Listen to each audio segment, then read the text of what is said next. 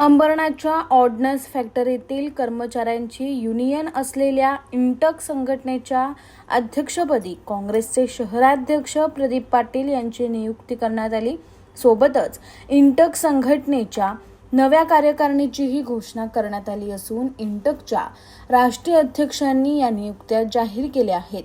अंबरनाथच्या block काँग्रेसचे अध्यक्ष हे इंटक संघटनेचे पदसिद्ध अध्यक्ष असतात। त्यानुसार नुकतीच काँग्रेस शहराध्यक्षपदी नियुक्ती झालेल्या प्रदीप पाटील यांना इंटक संघटनेची देखील धुरा सोपवण्यात आली आहे। सोमवारी इंटक संघटनेच्या कार्यालयात सर्व सदस्यांनी प्रदीप पाटील आणि नव्या कार्यकारिणीचं स्वागत केलं। या नव्या कार्यकारिणीत 2 ते 3 नवे चेहरे असून इतर जुनीच कार्यकारिणी कायम ठेवण्यात आली आहे।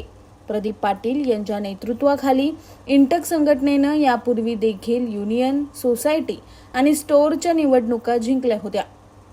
त्यामुळे पुन्हा एकदा प्रदीप पाटील यांच्याकडे धुरा आल्याने इंटक संघटना नव्या जोमाने कामाला लागेल आणि आगामी निवडणुका जिंकेल असा विश्वास यावेळी इंटक संघटनेच्या पदाधिकाऱ्यांनी व्यक्त केला।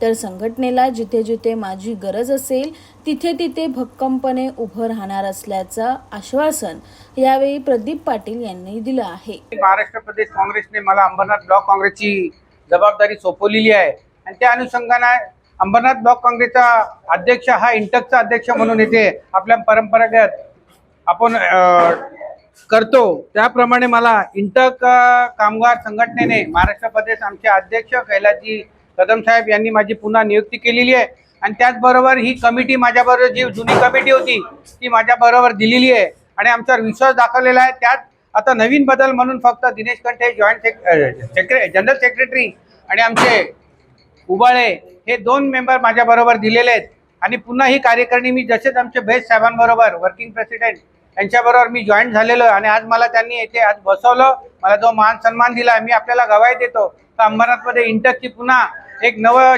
संजीवनी निर्माण करून महाराष्ट्र इंटक युनियनची ताकद आम्ही ऑर्डनन्स फॅक्टरीमध्ये वाढवणार आहोत।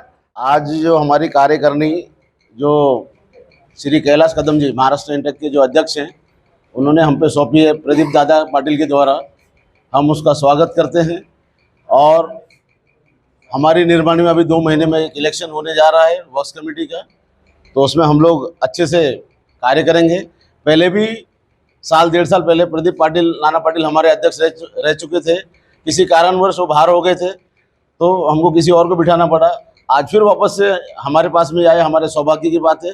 इसके लिए मैं फिर एक बार प्रदीप नाना पाटिल जी का तहे दिल से स्वागत करता हूँ। Bureau report, AB fast news, Ambernath.